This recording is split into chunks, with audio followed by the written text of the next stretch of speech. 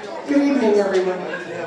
Welcome to the Los Alamos Historical Society's lecture series. We're happy to have you all here tonight for a very special program that I'll introduce in just a second. Tonight's lecture is made possible by the New Mexico Humanities Council and our sponsors, Nicole Kleber and Rafi Andonian, who are in the back, so thank you.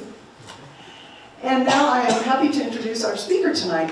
Paulette Atencio first learned the art of storytelling from her mother, who used to gather her children around in the glowing light from a fireplace and tell tales of comedy, romance, tragedy, and witchcraft. As her own children were growing up and she volunteered in their school, Paulette realized that stories were no longer being part of that childhood ritual, and she feared that upcoming generations were lacking a vital part of their heritage. So as she continued volunteering and storytelling in schools, her passion and her scholarship into the stories grew over the years. For Paulette, storytelling is an important means of perpetuating the rich cultural traditions from generations past. Tonight, she will be bringing us cuentos, or stories, that she learned growing up in Peñasco, and from a lifetime of traveling northern and central New Mexico. They focus on traditions, what it means to be of Hispanic descent, and universal humor and lessons. Please join me in welcoming Paulette Atencio.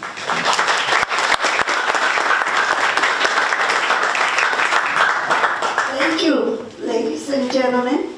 Again, my name is Paulette Atencio, and I was born and raised in a very small community in northern New Mexico called Peñasco.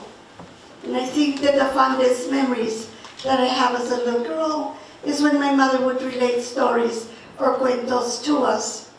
And we used to have a fireplace, and it looked like an horno, like what the Native Americans used to bake their bread. And I could see the flames, and they would flicker against the ceiling, and somehow that made the stories so much more magical.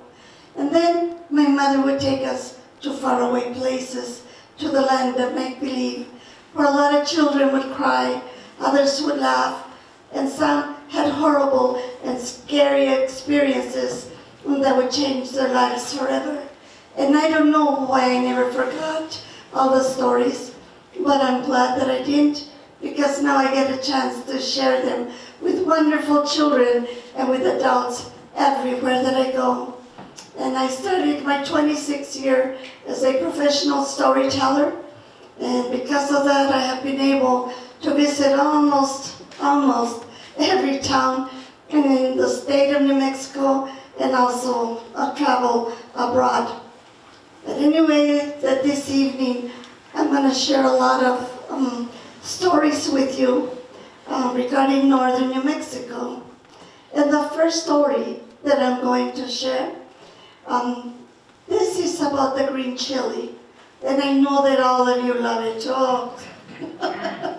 But anyway, when I was a little girl, I was always my mother's shadow. Well, I was always asking, ¿Por qué, mamá? ¿Por qué? ¿Por qué? Always. And she wouldn't lose her temper. She would try to answer things or tell me a story. Anyway, this one time, she said, well, this is going to take a while, so you better sit down. Okay, so anyway, she started telling me that a long time ago, there was this elderly man and his wife, and he was a farmer. And every day in the summertime, he would plant, and he would go and he would take out all the weeds, and he would water. He would just take care of it. But this summer, for whatever reason, all the things that he had planted were dying off. He would go and he would look and he would water. Maybe I'm watering too much. Maybe I'm not watering enough. Maybe this, maybe that. He would pray. He would go into the little morada that was there, the little chapel. He would pray, what are we going to do if my wife is not able to can all the food for the winter? He was very, very sad. And then on one of the times that he went, he saw these beautiful little green things. They were growing. They looked so healthy. And he thought, well, maybe it's the weeds. The weeds is what is killing the plants. But anyway, he didn't have the heart to pull them out. He said, well, I'll just wait and see what happens. Well, they kept growing and growing and growing. Oh, they were so pretty. And then they had a little white flower on it. But with time, he saw that little buds were forming. He thought, I wonder what that is. But he wouldn't cut them. He just waited and waited. They kept getting bigger and bigger. They were so pretty, they were firm, and they were deep, deep green. He said, well, all the plants, all the vegetables, everything has died. That's okay. I'll just tell my wife, okay, you can't can anything for the winter, but you know what? I found something even nicer for you. Here it is. But I don't know what it's called, and I don't know if we can eat it. But anyway, it's pretty. And so he went and he got a bucket and he cut off all these green things, and in the bucket it went. But while he was walking, he started to get embarrassed. And he said, what am I going to tell my wife? She's not ever going to believe this. And I'm getting over a cold.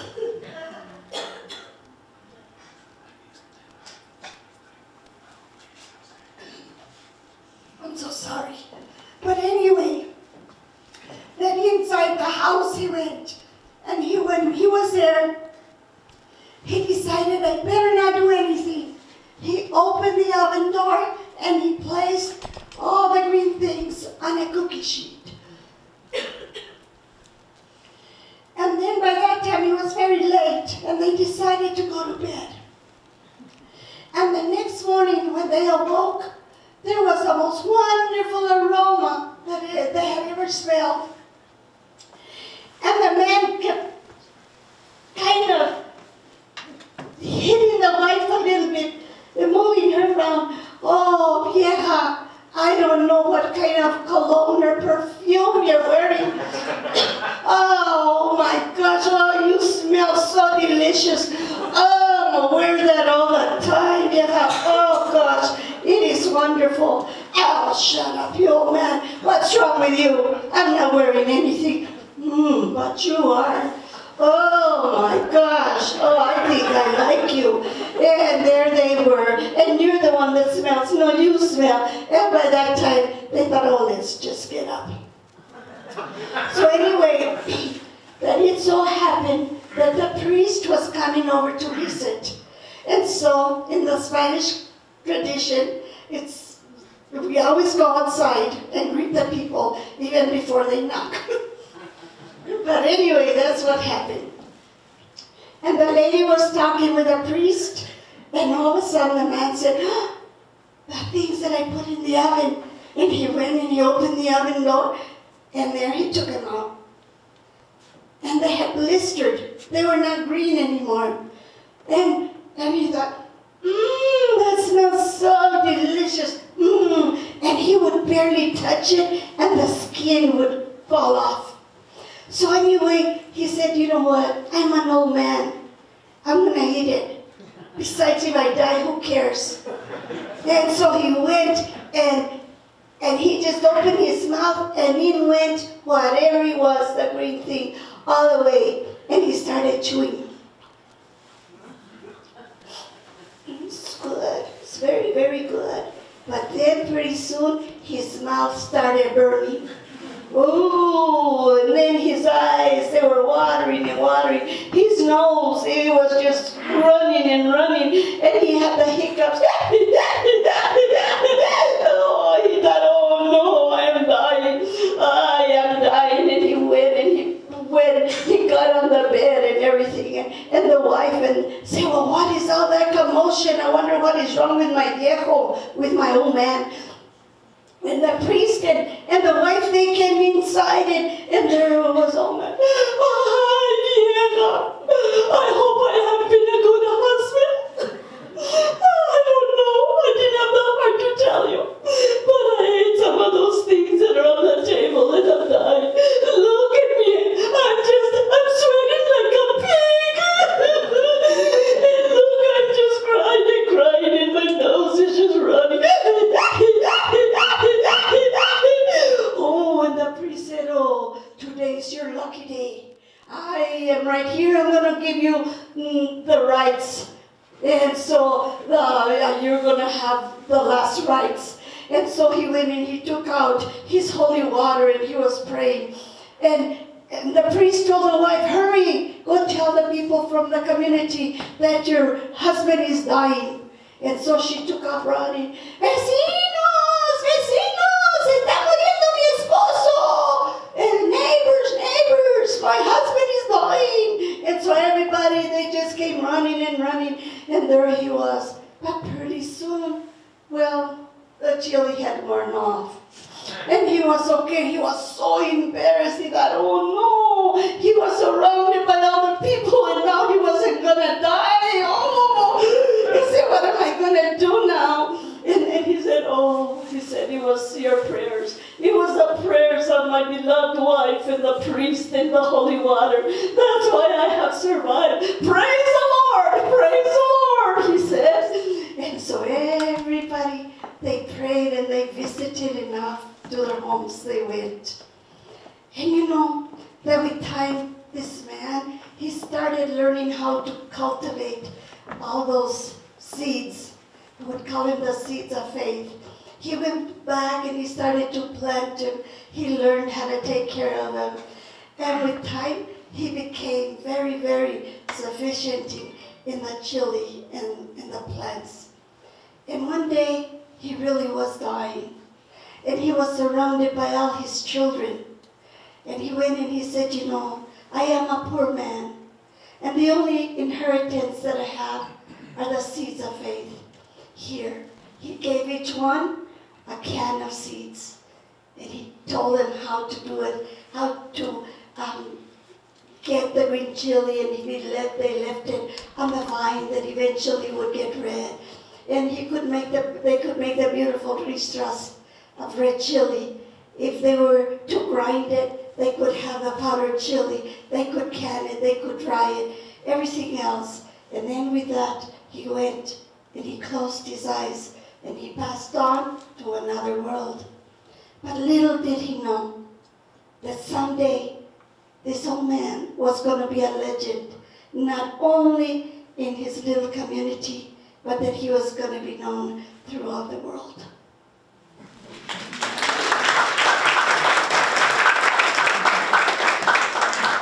You know, when I was in high school, it was going to be prom night. Well, it wasn't going to be prom night, but it was getting close to the prom time, I should say.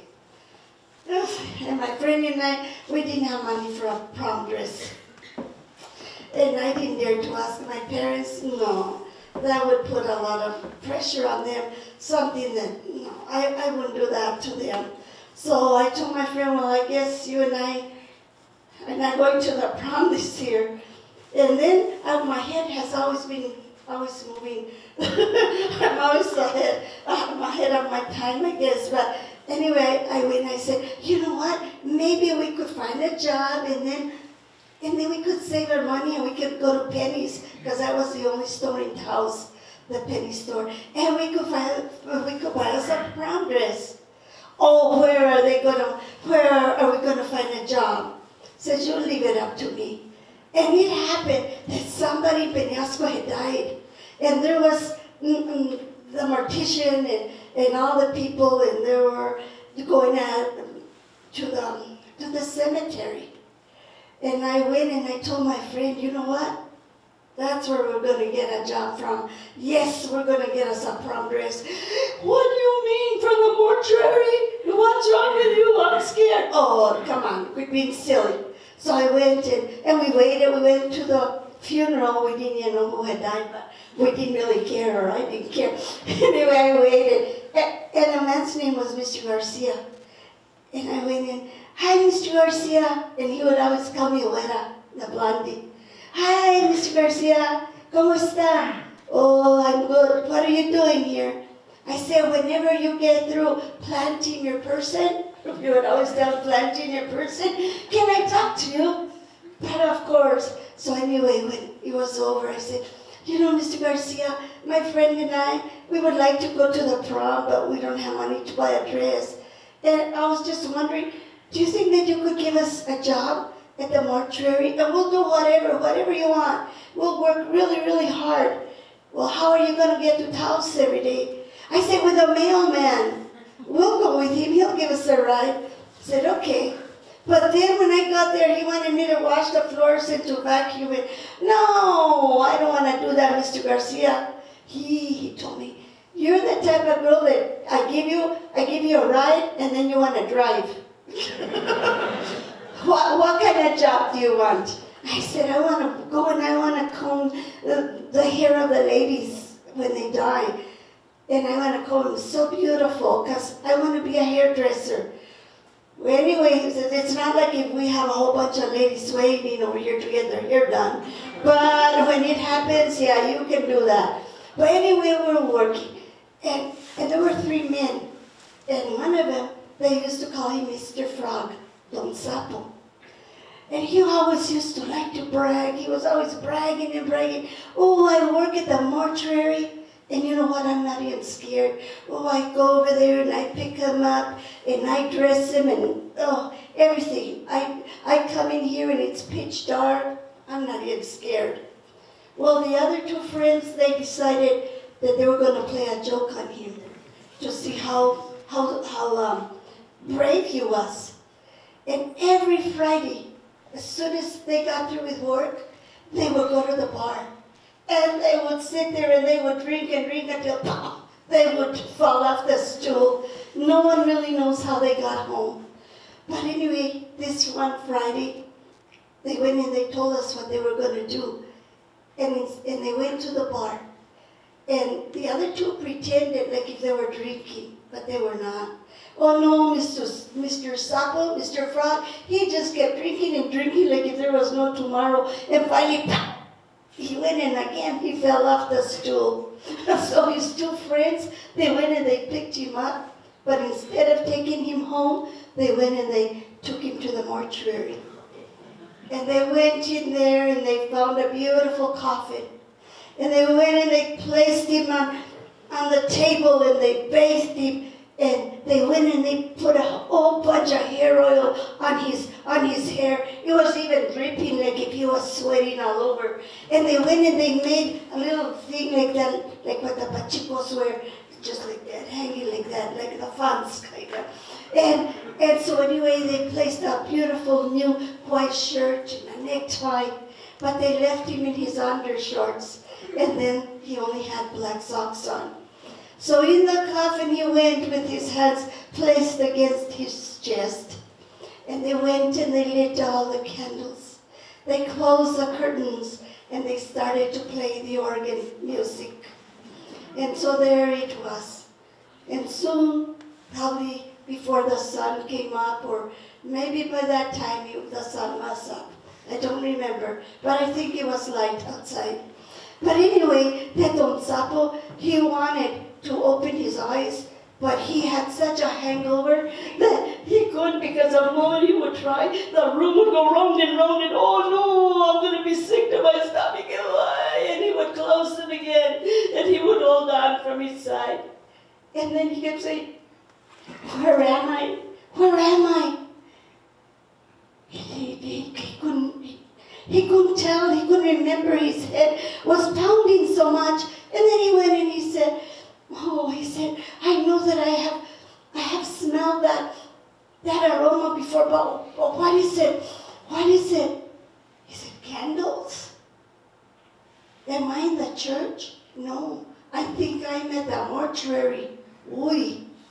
And then he started listening. Oh no, esta es la musiquita de la mortoria. This is the music that they play at the mortuary, he said. Oh, and then he started to feel around. And then he said, oh no, I am dead. I have died. Oh no, what have I done? And he started to feel around. And then that dirty old man, he got a big smile on his face. And he said, satin sheets even. But who did I sleep with last night? But by that time, he realized, no, this is not working. And he started moving around until, whoop,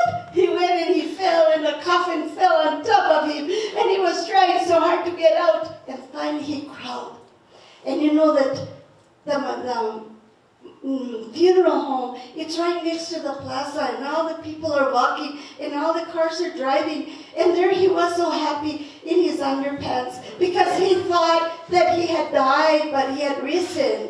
That's what he thought. And so at that moment, he became a reborn Christian, and he was, hallelujah, hallelujah, hallelujah, praise the Lord, praise the Lord. I was dead, but I have risen. Hallelujah, hallelujah. Repent, repent, my brothers, I say to you.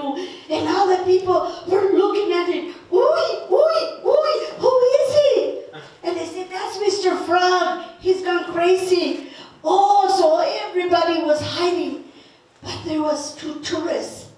And they were looking and looking. And she said, honey, honey, honey, get the camera, darling. And so there she was, taking his picture, because she thought that he was part of our culture. Ah! But anyway, that Mr. Frog, he went running and praising the Lord all the way home. And then it was Monday morning, and he went back to work. And the 2 other men would say, come on, Mr. Frog, come on, let's go drink. Oh, no. No more drinking for me. I'm going to go home to my wife the way a good man should.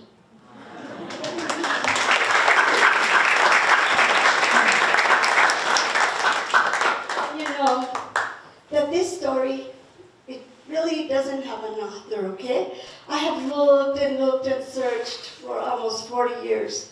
And I finally found out that nobody really knows who wrote it. But it's a very beautiful story, and I hope that you will enjoy it. And this is called A Box of Kisses. There was a pretty little girl a long, long time ago.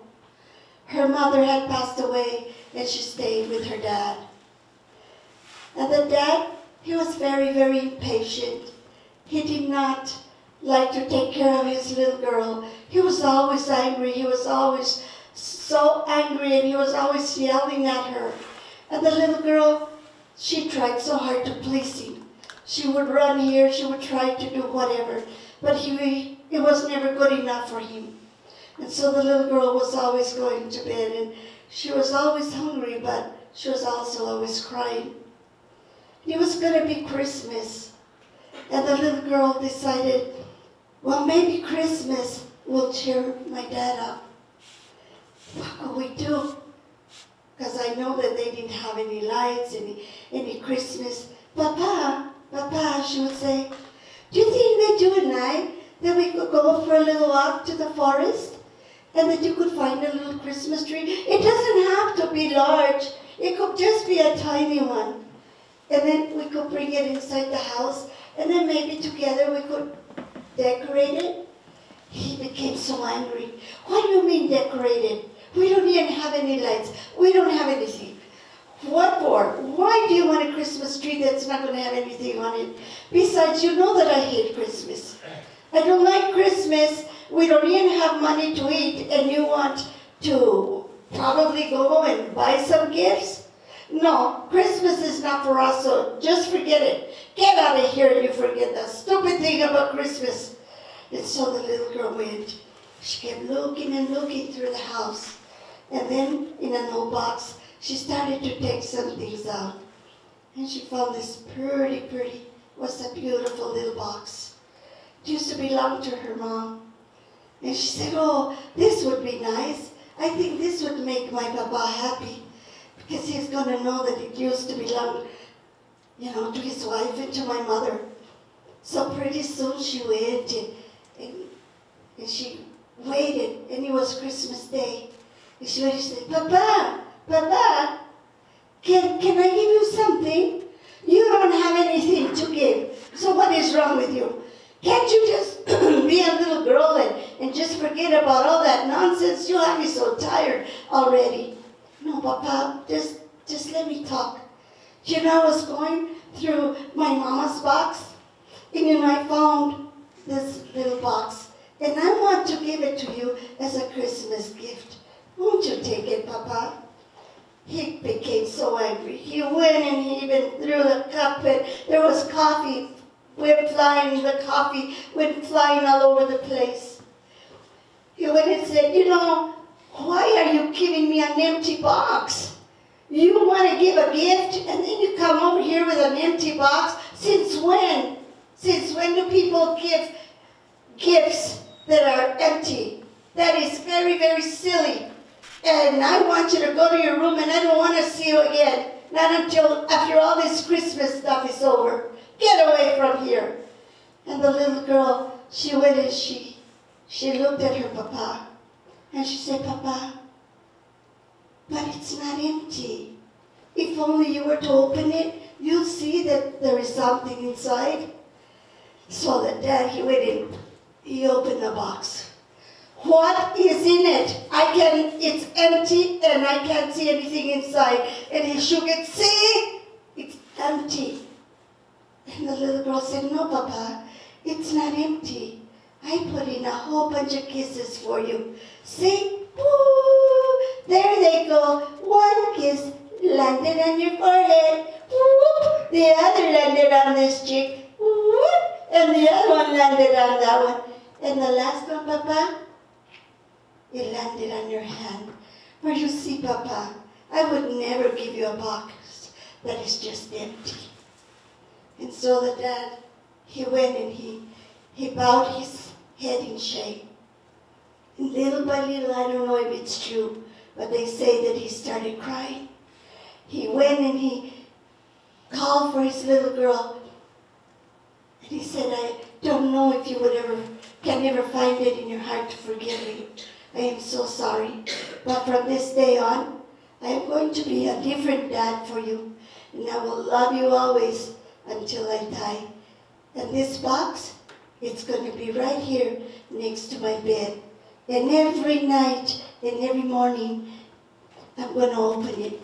And I bet you anything that I'm going to see all those kisses flying all over the place. And some of them, you better be careful. Because some of them, my little girl, when you're asleep, one of the kisses that I'm going to give you is going to go whip up. So you can wake up, whoopee, whoopee, and pretty soon you're going to giggle and giggle and you're going to laugh and you're going to say, oh no, Papa, you're not supposed to give me so many kisses all at once.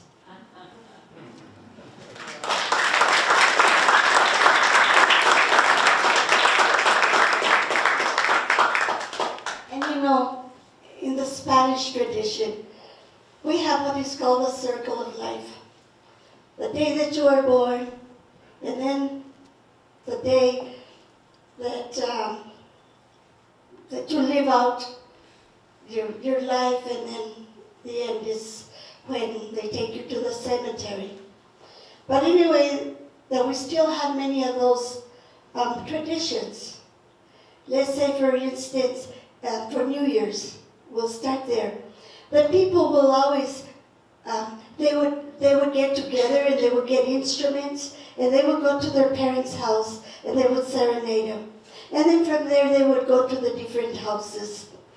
And then the people inside the house, they would open the doors and they would welcome them in. And sometimes they would have maybe a shot of whiskey, maybe some wine, whatever it was that they had. Bizcochitos, sometimes they would have a big para pozole, it didn't really matter. But anyway, that they would go and they would serenade the people. And this is one of the verses. Desde mi casa he venido, con la nieve hasta la rodilla, para gritar este nombre, de don Delfino Medina. Pum, pum, pum, pum, and he would go on and they would have a verse for every member of the family. And sometimes by the time they left your house, they couldn't walk straight anymore. But what did it matter? Everybody from that house would get all ready and they would follow the group to the next house. And this would go on and on until early in the morning. And the last house where they went to, the furniture would be moved from the living room And everything was moved to the sides, and there was always a lot of food, and everybody would start playing, and there was a big party and a big dance. And that was to say goodbye to the old New Year and to say hello to the new one. And then we have what is called Good Friday. And that was always a fun time. We would go to what is called La Morada. It is a tiny little chapel. It's made out of adobe. It has a lot of retablos, wooden floors, a very simple chapel. But anyway, that chapel belongs to the penitentes, and that is like a religious group. Around Easter time, that's when they get together, and they stay there like maybe 2 nights, and they do a lot of praying, and they eat, and they have what is called las tinieblas. Before it was open to the public, but not anymore. But anyway, that in there, you would go in, and they would start praying and praying, and they had a whole bunch of candles. With every prayer, the candle would be turned off until it was pitch dark. And then pretty soon you would hear very, very scary noises and like chains that they were being dragged. And at this point, they would have like a cartwheel, kind of. And they would have what we call la muerte, the death, like a skeleton and dressed in black and everything. And anyway, that they start calling on the dead and to come and to be with them, to join them, even if it's for a little while. But anyway, they sing a lot of hymns. And I would like to sing a short one for you, just so you can know what it felt like, okay? Santa Inés del Campo, ruego a Dios por ellos, y a los que te aclamen, ruego a Dios por ellos.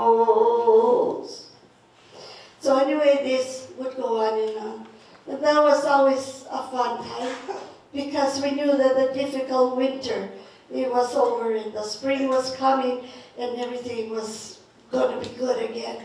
Everything, all the suffering, everything in the winter, the hard times, they were all gone. Now we waited for the spring and being together and starting the cycle all over again.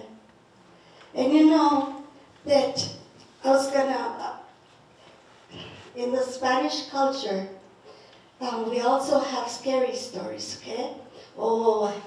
Anyway, that sometimes they would say that the Spanish parents, that the only way, or the way that they disciplined their children was with scary stories about La Llorona, the weeping woman.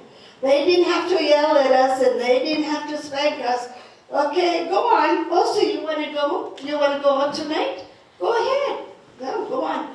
But don't you come crying if La Llorona comes, because La Llorona is always waiting, wanting to see who's out when they're not supposed to.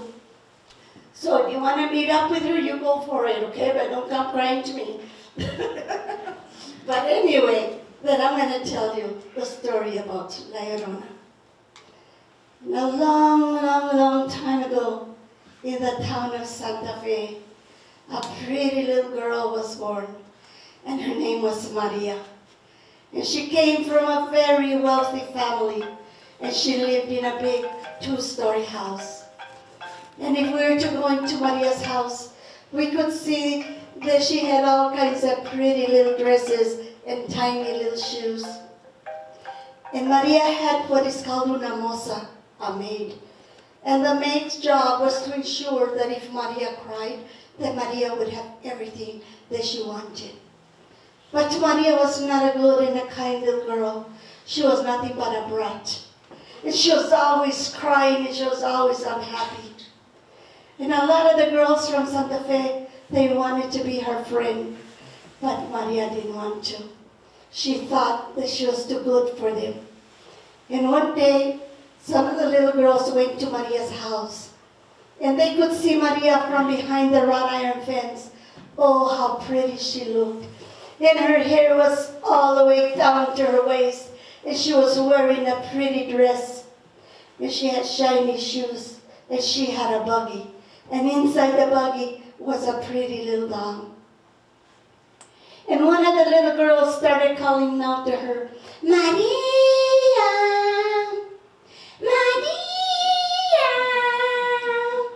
do you want to play with us, Maria? But Maria would answer, I don't want to. I don't want to play with you because I don't have to.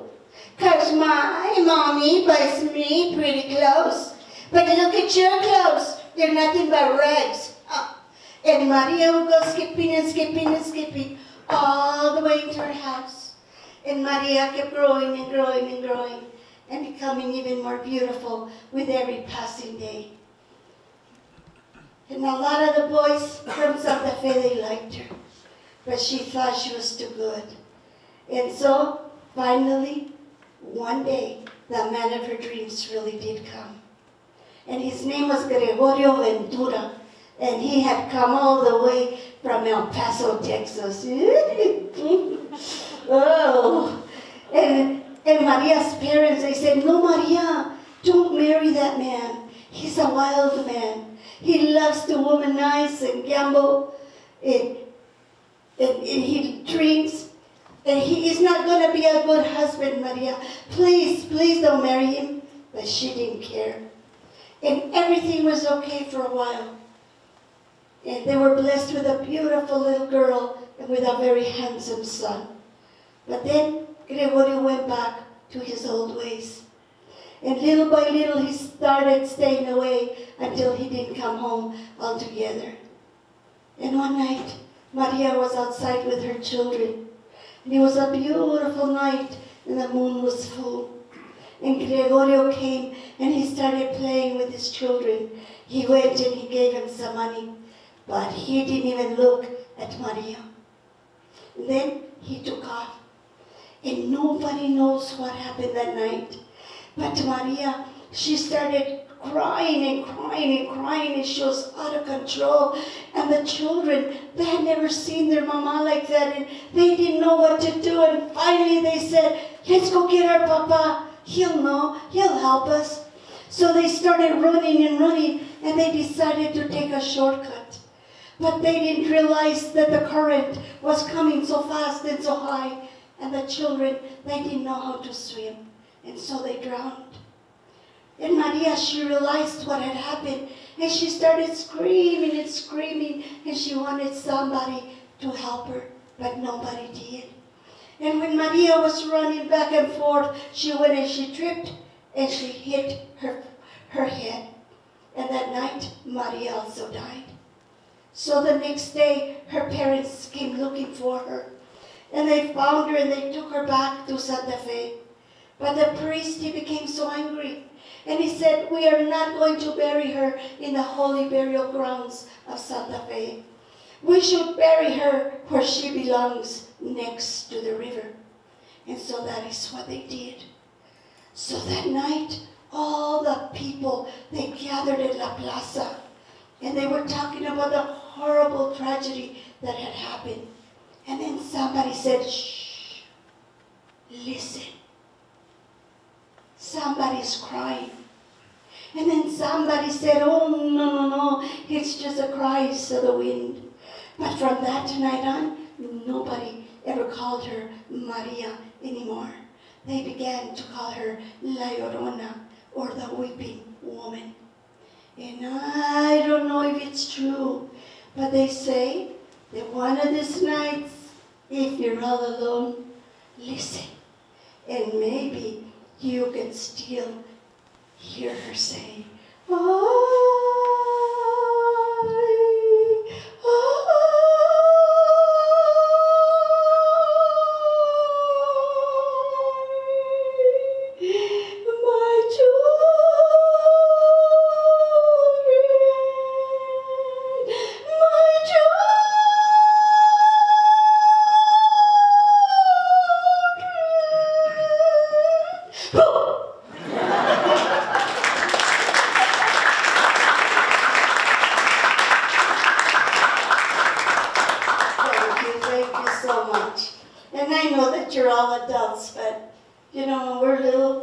I promise we did have children's stories.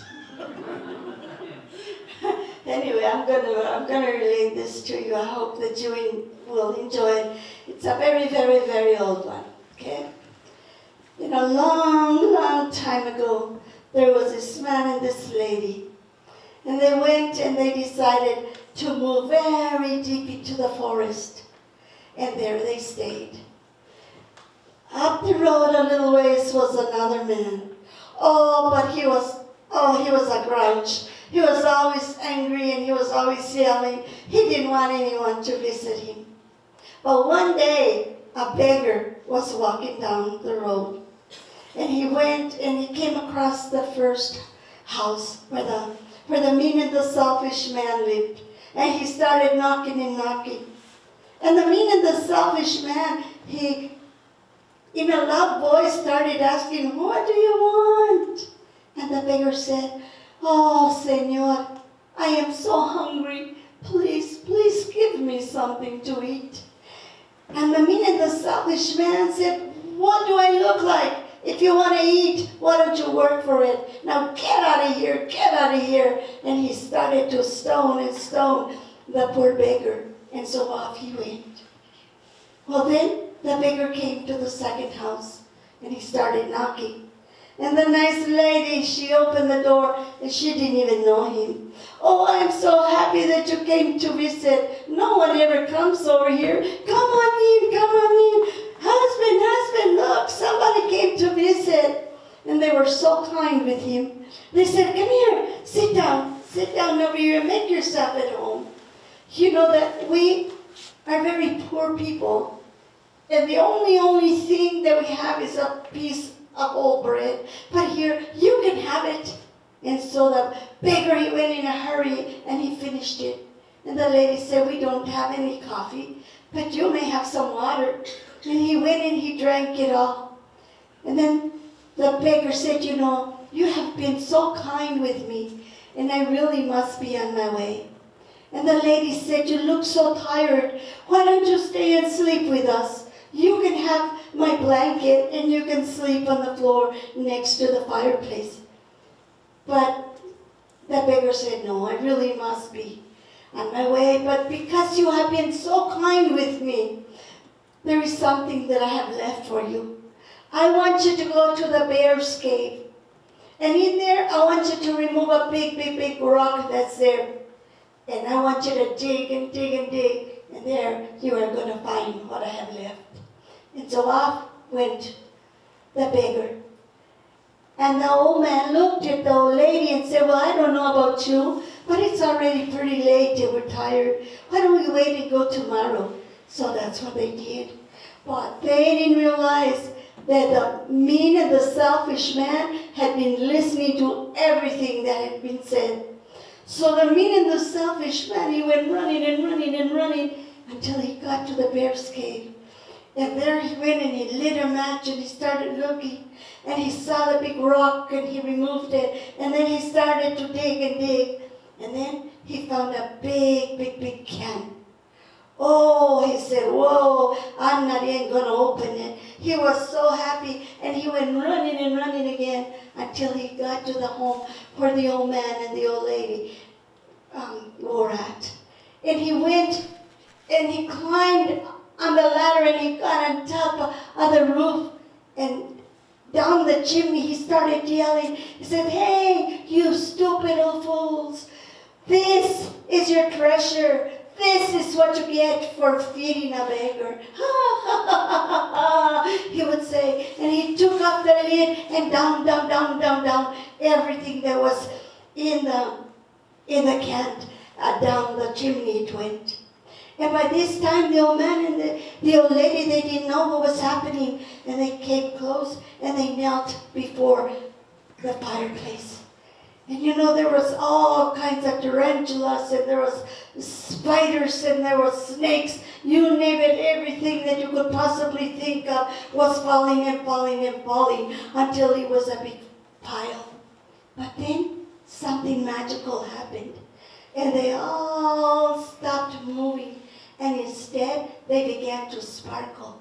And they were all transformed into beautiful diamonds, rubies, sapphires, and pearls. And the nice lady just looked at the nice man and they smiled, for they knew that they were never going to be poor again. Do you have any questions? Any questions? Don't be ashamed. Anything you want to ask me, okay? You tell those stories in Spanish? Yes, ma'am. Oh, that's nice. Yes. Okay, well, I guess I'll scare you again. You know, I always tell the little children that if the teachers always ask them to do a writing assignment, always to write a scary story. Those are the easiest ones to write. Because you can stretch the truth here and stretch it there, and nobody's there. You can lie all you want to, and nobody's going to hold it against you. But anyway, this one really did happen to me, okay? A lot of things have happened to me. I wish I had more time, I would tell you. But anyway, this one time, I was going to work in Roswell. And it was a beautiful day. It seemed like it was going to start to snow. But anyway, I kept driving and driving and driving. And then I decided that I was going to look in the ice chest to see what I had to eat. So I went to the back and I got my little ice chest and I opened it. And the only thing that was in there was a Coca-Cola in a bottle. And I love Cokes. Oh, I love Cokes. And I kept saying, Paulette, you can't drink that Coke. I said, yes, I can, because I'm always talking to myself. No, you can't, Paulette. Yes, I can. If I feel like it, I can. Well, if you drink it, you know what's going to happen, don't you? And I said, well, I can hold it. Okay, if you can hold it, go drink it. I don't care. So anyway, and down went that Coke. Oh, it was good.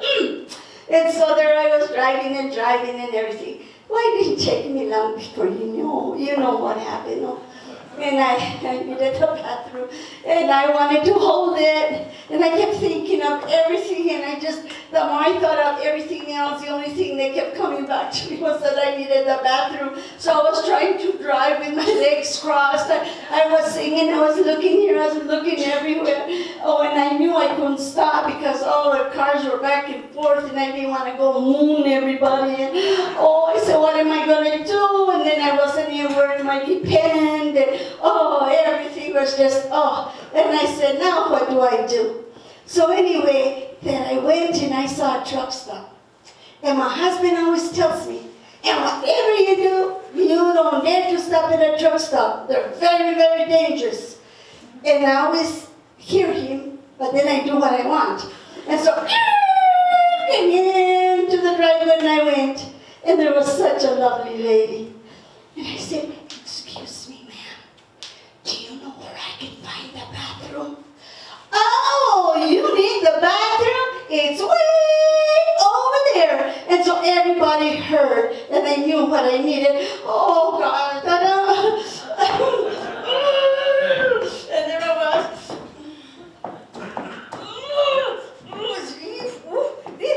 Everybody was so kind with me. They were helping me all the way to the back because they thought I had a severe disability. And there finally I went, and finally I got myself into the bathroom, and it felt so good. But anyway, I guess I wasn't in a hurry. When I was there in the stall, I kept looking like that to the next stall. Now, dang, that lady must be a big mama. God, look at her shoe size. Whoa! And then I was looking at mine, trying to figure it out, because I'm only like a 5.5. And that was a big one. And I thought, ew, whoa. Oh, I'm glad I don't wear a shoe that large, no. I said, Paulette, would you please stop it and get out of here? Oh, wait, okay. So I got up. And I went and I said goodbye to the lovely lady. And off I went. I had driven maybe 6, 7 miles. And on the side of the road, there was a little boy, maybe 8 years old, and he was hitching a ride. And I said, a little boy hitching a ride? I said, no, that can't be. I'm not going to give him a ride. Mm-mm. So I just kept driving, and I thought, well, what if something happens to him? I didn't give him a ride, and it's going to be my fault.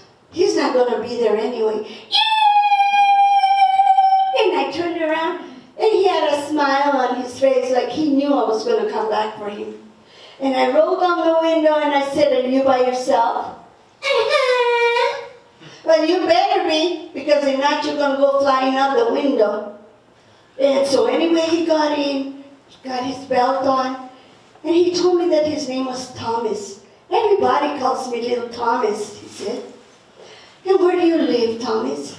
You know, right next to the truck stop, across the street. That's where my mama and that's where we live.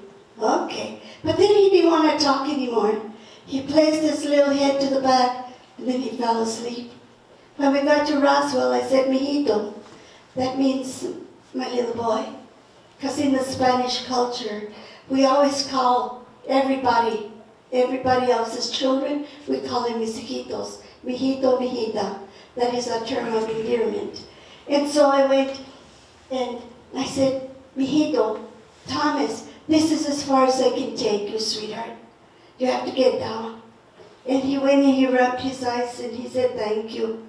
And when I was going to drive away, I saw him through the rear view mirror and he was waving to me.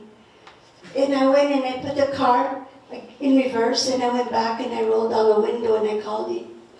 I said, here, Thomas, let me give you some money. And I gave him $20. I said, go into McDonald's. I said, but don't talk to the young kids in there. Look for an adult. I don't know what has happened and why you're running away and why you're in the middle of nowhere. But please get an adult to help you. And then I took off. Well, anyway, then I went and I worked and everything else. And then the next day I was coming back. And so by that time it was really snowing and snowing and snowing. And again I was going to go get my little ice chest. But then all of a sudden I saw that Thomas had left his little jacket. I didn't even remember that he was wearing a jacket.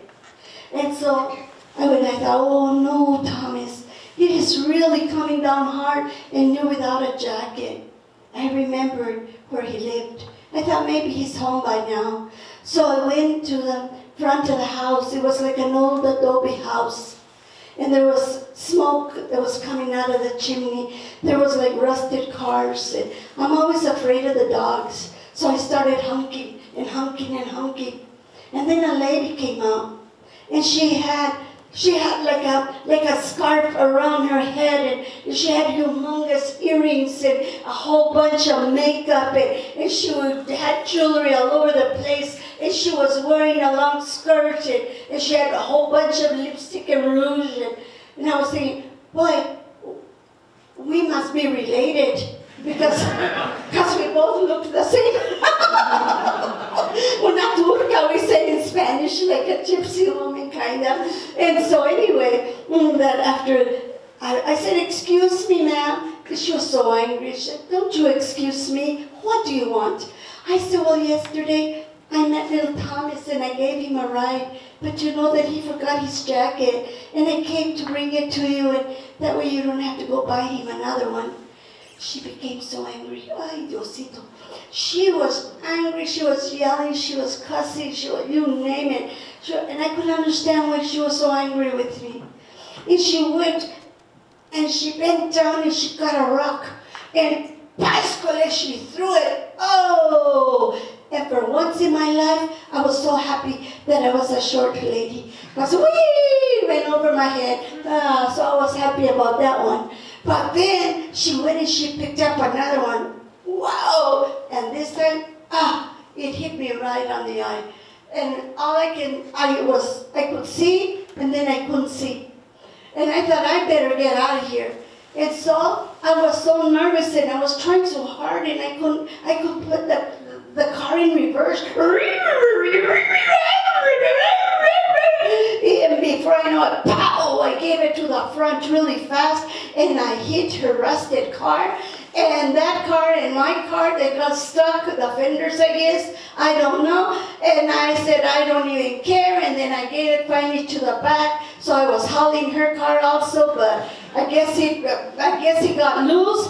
And then in the meantime, I went and I knocked down her trash can. There was trash all over the place. And then, pow, I heard a pow, and I thought, what now? I knocked down her fence. And then I killed her cat. The cat was on top of the roof.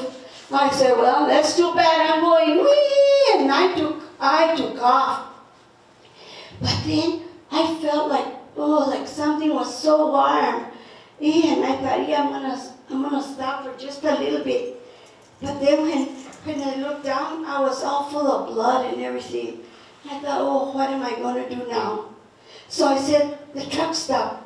So I went over there in a hurry, and the nice lady was still there. Oh, mijita, she said, because I told her, thank you, mijita. I had taught her mijita the day before. So now she's calling me, mijita, mijita. Oh, mijita, what happened to you? So I told her the story, and then everybody gathered, and everybody was so quiet.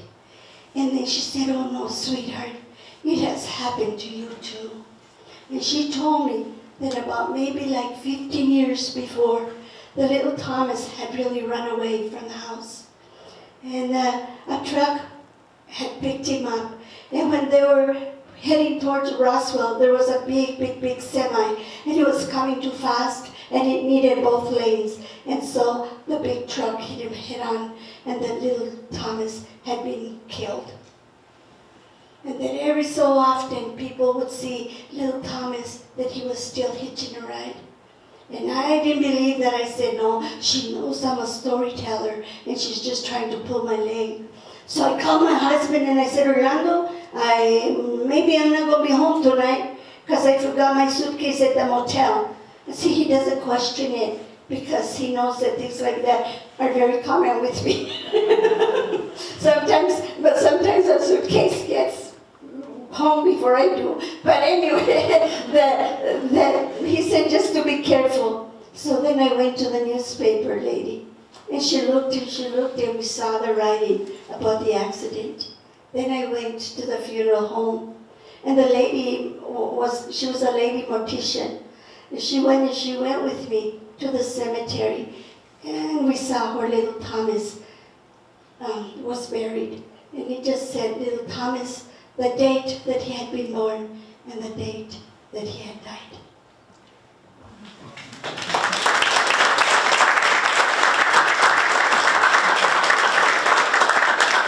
And I want to say thank you to all of you for being so kind and such a wonderful, wonderful audience.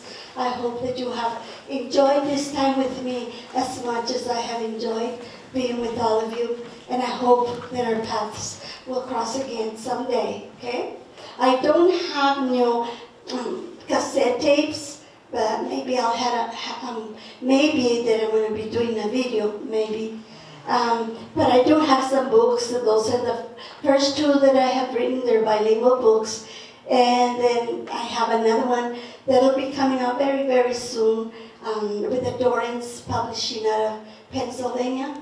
And then we have another one.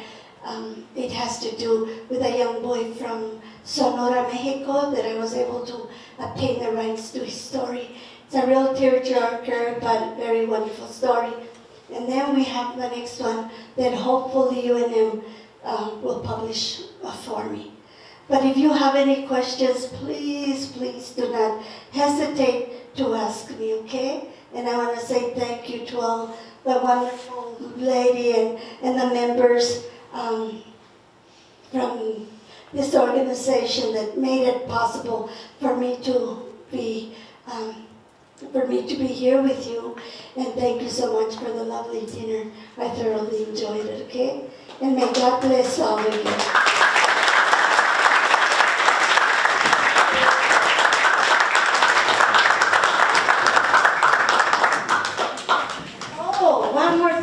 But anyway, when I was a very, very young girl up at Peñasco, I used to have this friend, and her name was Helen.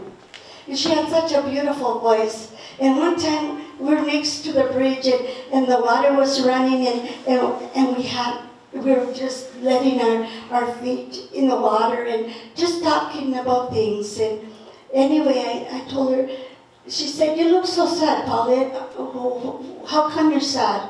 And I said, I don't really know why I'm sad, but I know what would make me happy. And she said, "Well, if you were to sing a song for me." And she did. But anyway, we never saw each other again for like 60 years. Okay? And then by accident, we met at the restaurant. And I looked at her, and she looked at me, and you're Paulette, and you're Helen, and I sang to you because you wanted me to sing to you. And I said, and I still remember the words. And she said, "You don't?" And I said, "I do." And she said, "Well, let's do it together and see what happens." In the middle of the restaurant, and everybody heard us, but in the end they clapped. But anyway, I just wanted to sing this for you, okay? When I was young and went to school, they taught me how to write, to take a chalk and make a mark and hope it turns out right. But that's the way it is with love and what you did to me. I wrote it so you'd understand that I was yours eternally.